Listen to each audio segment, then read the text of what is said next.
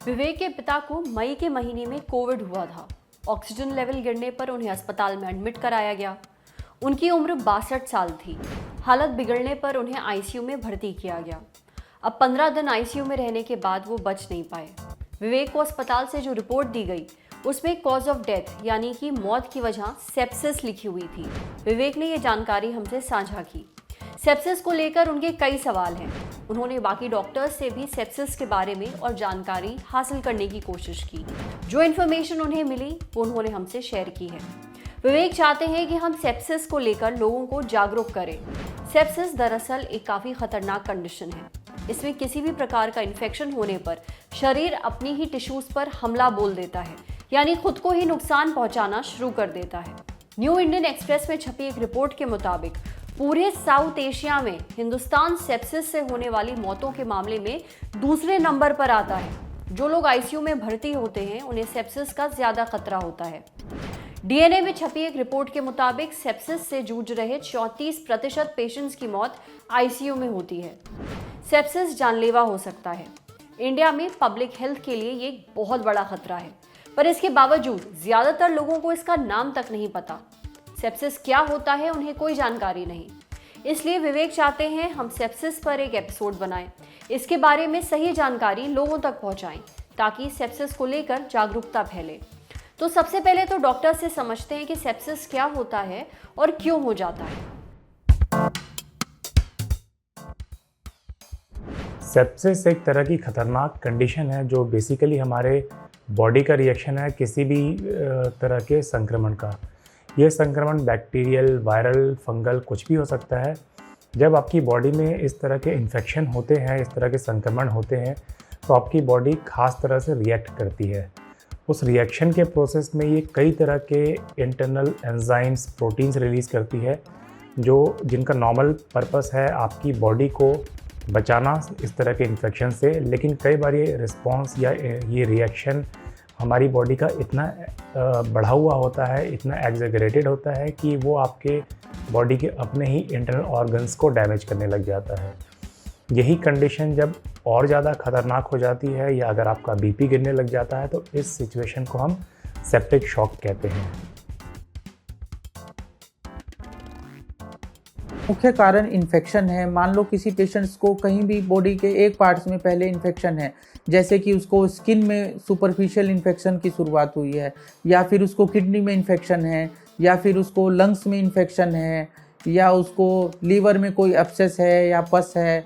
तो अगर वह इन्फेक्शन टाइम पर ठीक ना हो तो उस इन्फेक्शन से पेशेंट्स को सेप्सिस डेवलप हो सकता है। वह पूरी बॉडी में इन्फेक्शन फैल सकता है। पेशेंट को हाई ग्रेड फीवर डेवलप हो सकता है। पेशेंट्स को बदन में दर्द, उसको कमजोरी आ जाना। उसके अलावा पेशेंट्स का बीपी अक्सर लो हो जाता है।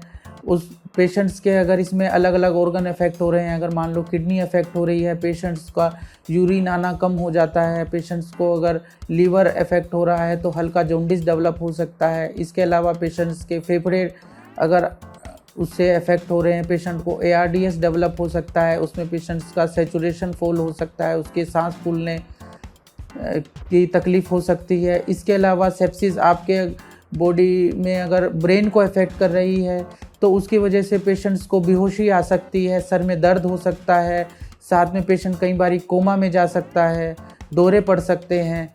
तो इसमें पेशेंट्स को अलग अलग तरह के लक्षण आ सकते हैं। किन किन लोगों को सेप्सिस या डेंजरस फॉर्म ऑफ सेप्सिस होने का रिस्क ज़्यादा होता है? जो भी लोग सपोज़ अगर किसी को निमोनिया है, किसी को यूरिन इन्फेक्शन है या किसी भी तरह का इन्फेक्शन है, अगर उनकी शुगर अनकंट्रोल्ड है या उनकी इम्यूनिटी कॉम्प्रोमाइज्ड है या उनको कभी ऑर्गन ट्रांसप्लांट हो चुका है या फॉर एनी रीज़न अगर उनकी इम्यूनिटी नॉर्मल से कम है या फिर उनको इन्फेक्शन जो स्टार्टिंग में लगा वो बहुत ही ख़तरनाक वाला लगा। ख़तरनाक का मतलब है कि बहुत ही ज़्यादा तेज़ी से फैला, या वो एक्सट्रीम्स ऑफ एज हैं, मान लीजिए बुज़ुर्ग हैं या काफ़ी कम एज के बच्चे हैं, उनकी बॉडी का ज़्यादा चांस रहता है इन्फेक्शन या सेप्सिस या सेप्टिक शॉक में जाने का।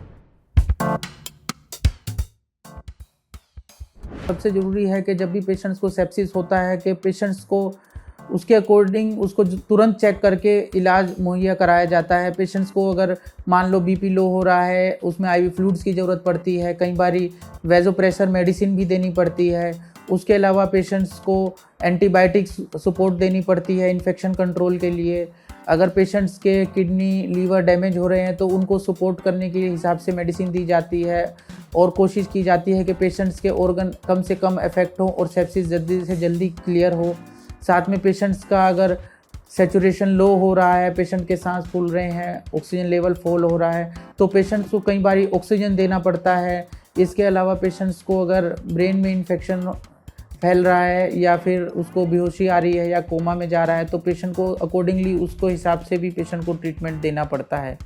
इसके साथ ही अगर पेशेंट्स को अगर कोई एक्सटर्नल इन्फेक्शन है, उसको कहीं से पस आ रही है या कोई सॉफ्ट टिश्यू इन्फेक्शन है स्किन के ऊपर, तो वहाँ से पस ड्रेन की जाती है। सर्जिकल ओपिनियन भी कई बार लेनी पड़ती है। आपने डॉक्टर्स की बातें सुनी। सेप्सिस हमेशा किसी इन्फेक्शन से लड़ने के दौरान होता है, यानी इंसान पहले से बीमार होता है, उसका इलाज चल रहा होता है।